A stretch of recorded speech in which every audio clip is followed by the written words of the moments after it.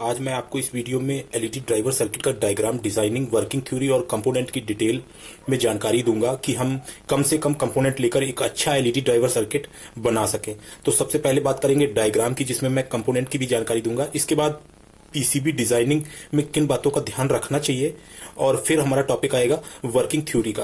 तो ये सारा कुछ मैं इस वीडियो में आपको बताने वाला हूं। तो यहाँ पे जो एलईडी ड्राइवर सर्किट होते हैं, इनमें कम से कम कंपोनेंट लेकर हम किसी सर्किट को कैसे बनाएंगे, तो उसका डायग्राम पहले समझ लेते हैं कि उसका डायग्राम किस तरह का होगा। तो इसके लिए हम लोग देखते हैं कि हमारी जो इनपुट घरों की सप्लाई होती है, इनपुट सप्लाई, यहाँ पे हम इनपुट सप्लाई मान के चलते हैं कि ये हमारी इनपुट एसी की सप्लाई है। यहाँ पे 220 वोल्ट एसी सप्लाई हमारी ये इनपुट होती है। तो न्यूट्रल और फेस हो गए हमारे। इसके बाद जो सबसे पहला कंपोनेंट आता है वो हमारा आता है फ्यूज रेजिस्टेंस का। तो ये हमारी फ्यूज रेजिस्टेंस हो गई। फ्यूज रेजिस्टेंस जो है ये 48 ओम्स की हमने ली है, 48 ओम्स की। और चूंकि 9 वाट का एलईडी ड्राइवर सर्किट हम मान के चलते हैं, तो इसमें हाफ वाट की फ्यूज रेजिस्टेंस लगती है। इसके बाद सर्किट हमारा आगे बढ़ता है, तो नेक्स्ट कंपोनेंट जो आता है हमारा, वो आता है हमारा एमओबी। इसको हम वेरिस्टर भी बोलते हैं, जेडओबी भी बोलते हैं। तो ये कुछ इस तरीके का इसका सर्किट में डायग्राम होगा। जो इसको डिनोट करते हैं वो इस तरह से डिनोट करते हैं। तो ये जो हमने लिया है, ये हम एक लगभग मान के चलते हैं कि अगर हमारी 600 वोल्ट तक के पावर सप्लाई में हमारी ड्राइवर आईसी काम करती है, तो ये हमारा एमओबी जो है, यहाँ पे जो हमने लिया है, ये 07D561K का लिया है। इसके बाद सर्किट को और आगे बढ़ाते हैं। तो यहाँ पे सर्किट जब आगे बढ़ेगा तो इसमें एक कैपेसिटर लगाते हैं, पीएफ कैपेसिटर, जो पावर फैक्टर के लिए होता है। इस पीएफ कैपेसिटर की जो वैल्यू हम लेंगे वो 683K की वैल्यू इसकी लेंगे, 683K। अब ये हमारी जो पावर सप्लाई है ये आगे बढ़ती है। यहाँ पे हमारा ब्रिज रेक्टिफायर है। ब्रिज रेक्टिफायर में जो इनपुट के पॉइंट्स हैं, एसी के पॉइंट्स, यहाँ पे हम ये अपनी पावर सप्लाई आगे जोड़ देते। तो ये जो सेक्शन हो गया, ये हमारा प्रोटेक्शन का सेक्शन हो गया। अब रेक्टिफिकेशन का सेक्शन चालू होगा। तो रेक्टिफिकेशन के सेक्शन में हमारा ब्रिज रेक्टिफायर लगा हुआ है, और ये हमारा निगेटिव और ये हमारा पॉजिटिव पॉइंट्स हमारे बाहर निकल आते हैं। इसके बाद यहाँ पे जो नेक्स्ट कंपोनेंट लेते हैं वो हमारा ड्रम इंडक्टर होता है। तो ड्रम इंडक्टर का वीडियो मैंने डाला हुआ है, अगर आप देखना चाहें कि ड्रम इंडक्टर का क्या काम है, तो उसका लिंक जो है डिस्क्रिप्शन में मिल जाएगा। इसके बाद नेक्स्ट कंपोनेंट जो होता है, यहाँ पे एक पीएफ कैपेसिटर फिर से लेते हैं। मैं पीएफ कैपेसिटर C1 C2 मान के चलता हूँ। इनकी मैं बाद में वैल्यू आपके सामने बता दूंगा, C1 और C2। तो इस तरीके से ये हमारा सर्किट आगे बढ़ता है, और यहाँ पे हमें जो लगभग प्योर डीसी हमें मिल जाती है। तो ये हमारा पॉजिटिव पॉइंट हो गया, ये हमारा नेगेटिव पॉइंट हो गया। इसके बाद सर्किट में पॉजिटिव नेगेटिव हमारे जो डीसी के पॉइंट्स हैं ये मिल गए हैं। अब इसके बाद हमें स्विचिंग, जो हमारा पूरा डायग्राम है, स्विचिंग सेक्शन, जो कांस्टेंट करंट प्रोवाइड कराएगा, कांस्टेंट करंट और कांस्टेंट वोल्टेज, उसका हमारा सेक्शन बनेगा। तो यहाँ पे हम एक एलईडी ड्राइवर आईसी लेते हैं। तो एलईडी ड्राइवर आईसी 7 पिन की या 8 पिन की हो सकती है। तो इस एलईडी ड्राइवर आईसी को हम इस तरीके से डिनोट कर लेते हैं। ये हमारी एलईडी ड्राइवर आईसी हो गई। तो एलईडी ड्राइवर आईसी में एक साइड पे ये डॉट बना होता है। इसके बाद इसमें एक साइड पे 4 लेग होती हैं, और दूसरी साइड पे 4 या 3 लेग हो सकती हैं। तो यहाँ पे हम 8 लेग मान के चलते हैं। अगर मान लो हमारे में 7 लेग का है, तो ये लेग नहीं होगी, तो इसको ना मान के चलेंगे। और अगर होगी तो ये नॉट रेटेड होती है, इसका कोई काम नहीं होता। इसके बाद जो पहले नंबर की पिन नंबर पहली होती है एलईडी ड्राइवर आईसी में, तो ये डॉट के जस्ट बगल की पिन पहली होती है। इसके बाद दूसरी, तीसरी, चौथी, पांचवी, छठवीं, सातवीं, आठवीं, एंटी क्लॉकवाइज चलते हैं। तो जो पहली हमारी पिन होती है, ये फ्रीक्वेंसी कंपनसेशन की पिन होती है। इसको हम फ्रीक्वेंसी कंपनसेशन की पिन मान के चलते हैं। तो ये हमारी फ्रीक्वेंसी कंपनसेशन की पिन हो गई। इसके बाद दूसरी पिन जो है, ये हमारी फीडबैक की पिन है। इसके बाद पावर सप्लाई की पिन है। इसके बाद नेक्स्ट जो पिन है, ये सेंस पिन है। ये इंटरनल मॉसफेट जो होता है, क्योंकि एलईडी ड्राइवर में एक इंटरनल मॉसफेट इंटीग्रेटेड होता है, तो इस इंटरनल मॉसफेट की सेंस पिन है। इसके बाद जो ये हमारी ये पिन है 5 और 6, ये हमारा ड्रेन, इंटरनल मॉसफेट ड्रेन होती है। तो ये हमारी इंटरनल ड्रेन हो गई 5 और 6। 7 नॉट रेटेड है, और 8वीं जो पिन है ये हमारी ग्राउंड पिन हो जाती है। तो क्या होता है कि इंटरनल जो हमारी मॉसफेट ड्रेन है, ये दोनों पिनें एक होती हैं। यहाँ पे ये दोनों पिनें हमारी एक हैं। तो इनको हम डायरेक्टली पॉजिटिव, जो हमारा फिल्टर्ड पॉजिटिव आया है यहाँ पे, प्योर डीसी, लगभग प्योर डीसी होती है, तो ये जो है ये हमारा इंटरनल मॉसफेट ड्रेन में जुड़ जाता है।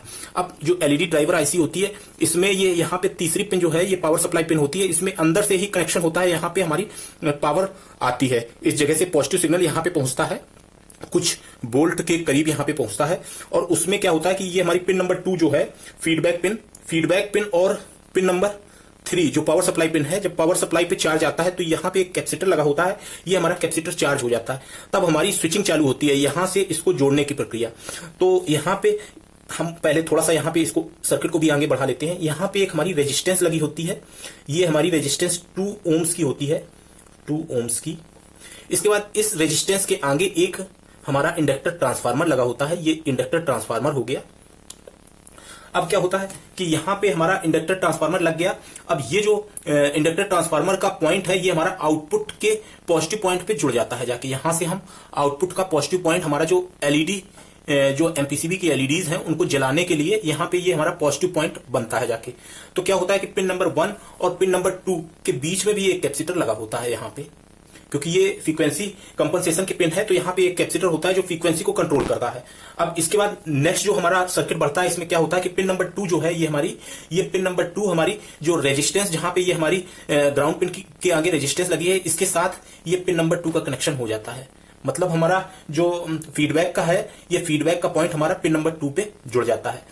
इसके बाद नेक्स्ट स्टेप में क्या होता है कि यहां पे पिन नंबर जो 4 है, 4 पे एक रेजिस्टेंस और लगी होती है यहां पे इस तरीके से। ये रेजिस्टेंस जो होगी ये 2.7 किलो ओम्स की होगी, किलो ओम्स की। और ये रेजिस्टेंस हमारी जो है, ये हमारी रेजिस्टेंस डायरेक्टली पिन नंबर 2 पे अटैच हो जाती है इस तरीके से। यहां पे पिन नंबर 2 के साथ अटैच हो गई। इसके बाद क्या हुआ कि ये जो इंडक्टर ट्रांसफार्मर है, ये हमारा पॉजिटिव पॉइंट आया है, तो यही जो पिन नंबर 2 है, पिन नंबर 2 पे ही एक रेजिस्टेंस और जुड़ जाती है इस तरीके से। और ये हमारे ये जो हमारा इंडक्टर ट्रांसफार्मर है, इसके साथ में इसको हम पॉजिटिव पॉइंट पे जोड़ देते हैं। तो जो ये रेजिस्टेंस है, इस रेजिस्टेंस की वैल्यू जो है ये 180 किलो ओम्स के अबाउट होती है, 180 किलो ओम्स इस तरीके से। अब क्या होता है कि यहां पे हमारा जो पूरा ड्राइवर सर्किट है वो लगभग पूरा हो गया है। इसमें अब क्या होगा कि हमारा नेगेटिव तो यहां पे हमारा मिल रहा है और पॉजिटिव जो है वो हमारा ये हो गया है। तो नेगेटिव और पॉजिटिव पे अगर हम सोचें कि अब इसमें एमपीसीबी लगा के जला लें, तो ऐसा नहीं है, ये बिल्कुल भी एमपीसीबी वर्क नहीं करेगी, क्योंकि जो हमारा स्विचिंग होती है यहां से यहां को जोड़ता है, ये पॉजिटिव और नेगेटिव है ही हमारे पास। तो यहां से यहां को जब जोड़ेगा तब यहां पे पॉजिटिव पॉइंट पे वोल्टेज आएगा, लेकिन ये जो इंडक्टर ट्रांसफार्मर होता है इससे यहां पे पॉजिटिव पे वोल्टेज नहीं आता है। वोल्टेज कब आता है? जब ये हमारा इंडक्टर यहां से यहां जुड़ेगा तो ये हमारा चार्ज होता है इंडक्टर, लेकिन जब ये चार्ज होगा तब यहां पे सप्लाई नहीं आती है। जब हमारा ये इंडक्टर यहां की सप्लाई, क्योंकि हाईली स्विचिंग होती है, जिस समय चालू होता है उस समय चार्ज होता है, और जिस समय ये स्विचिंग ऑफ होती है, ऑफ कंडीशन में, यहां पे ये डिस्चार्ज होता है। तो जो ये डिस्चार्ज जब होता है उस समय हमारी एमपीसीबी की एलईडीज जलती हैं।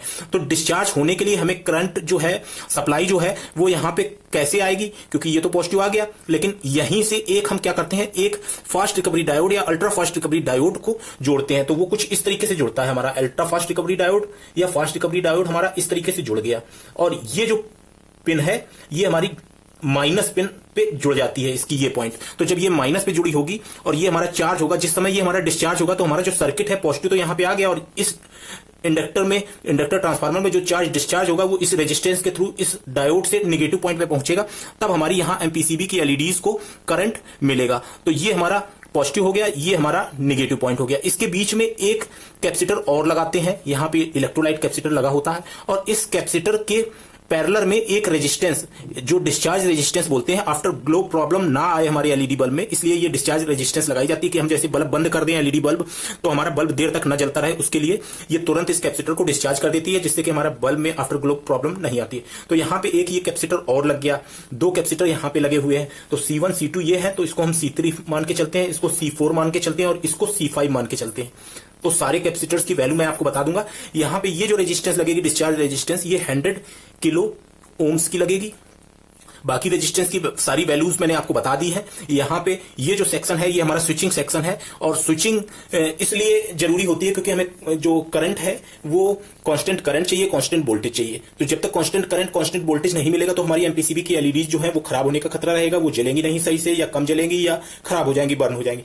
तो इस तरीके का सर्किट होता है। अब बात करते हैं कि जो पीसीबी होती है, पीसीबी की डिजाइनिंग कैसी होती है। डिजाइनिंग पे थोड़ा सा ध्यान दे देते हैं कि जो हमारी, जैसे अगर हम खुद से अगर पीसीबी बनवाना चाहें तो डिजाइन कैसे करेंगे, तो इसके लिए कुछ जरूरी चीजें हैं, उसको मैं आपको बता देता हूं कि क्या होता है कि जो हमारी एलईडी ड्राइवर आईसी होती है, इसमें पिन नंबर 6 और 5 और 6 जो है, ये हमारी जो पिने हैं, ये हमारी drain, internal MOSFET drain pins हैं, तो इनका जो ट्रैक एरिया होगा ये थोड़ा बड़ा होना चाहिए। इसके साथ में ही जो हमारी 7 पिन नॉट रेटेड होती है, 8 जो पिन है ये हमारी ग्राउंड पिन होती है, तो ग्राउंड पिन का भी एरिया बड़ा होना चाहिए, क्योंकि यहाँ पे एक इंटरनल मॉसफेट होता है, और वो मॉसफेट चूंकि मॉसफेट है और वो पावर सप्लाई निकालेगा, करंट निकालेगा, तो वो अंदर से हीट होगा, तो उस हीट को क्या कहते हैं, डिसिपेशन के लिए हमें, यानी हीट निकल जाए, अंदर ही ना रहे, जिससे खराब ना हो। तो इसके लिए ये दोनों ट्रैक्स जो है इंटरनल मॉसफेट ड्रेन और हमारी ग्राउंड पिन की ट्रैकें हैं, ये थोड़ी चौड़ी होनी चाहिए।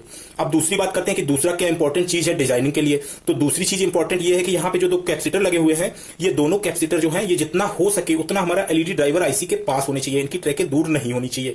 तो ये बहुत महत्वपूर्ण चीज है कि ये जो हमारा पिन नंबर 1 पे कैपेसिटर लगा हुआ है, ये जितना हो सके उतना आईसी के पास हो। पिन नंबर 3 और 2 के बीच में जो कैपेसिटर है ये दूर हो सकता है, लेकिन पिन नंबर 1 जो फ्रीक्वेंसी कंपनसेशन की पिन है, इसका कैपेसिटर बिल्कुल पास होना चाहिए अगर अच्छा एलईडी ड्राइवर हमें सर्किट बनाना है, डिजाइनिंग करनी है।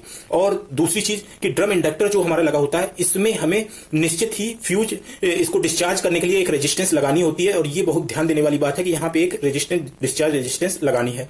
कैपेसिटर की बात कर लेते हैं। जो इलेक्ट्रोलाइट कैपेसिटर बाहर आउटपुट सप्लाई में जो बड़ा वाला कैपेसिटर लगता है, ये आप 68 माइक्रोफैरड से लेके 100 माइक्रोफैरड तक का कोई भी ले सकते हैं, 100 वोल्ट, और 68 माइक्रोफैरड, 82 माइक्रोफैरड, 100 माइक्रोफैरड, कोई भी कैपेसिटर ले सकते हैं। अब यहाँ पे कैपेसिटर्स की वैल्यू मैं आपको बता देता हूं। मैंने इस कैपेसिटर की तो वैल्यू बता दी C5 की। अब C1 कैपेसिटर जो हमारा लगा होता है वो हमारा यहाँ पे C1 कैपेसिटर और C2 कैपेसिटर, ये C1 कैपेसिटर हमारा पावर फैक्टर के लिए है। इसकी वैल्यू मैंने आपको बता दी है, 683 के इसकी वैल्यू होगी। और इसके बाद जो हमारा एक कैपेसिटर यहाँ पे C2 कैपेसिटर है, ये फिल्टर कैपेसिटर है, इसकी वैल्यू सेम ले सकते हैं या इस कैपेसिटर से थोड़ा कम ले सकते हैं, कोई दिक्कत नहीं है। यहाँ पे इसकी वैल्यू सेम कर सकते हैं दोनों कैपेसिटर्स की। एमओवी की वैल्यू मैंने आपको।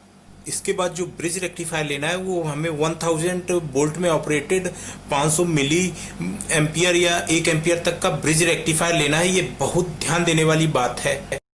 इसके बाद नेक्स्ट बात करते हैं यहाँ पे C3 और C4 की। जो कैपेसिटर ये दो लगे हैं, ये कैपेसिटर हमें 50 वोल्ट या 63 वोल्ट के कैपेसिटर लेने हैं। यहाँ पे 1 माइक्रोफैरड या 2.2 माइक्रोफैरड का कैपेसिटर ले सकते हैं। इसको हमें 2.2 माइक्रोफैरड का कैपेसिटर लेना है, 50 वोल्ट या 63 वोल्ट का।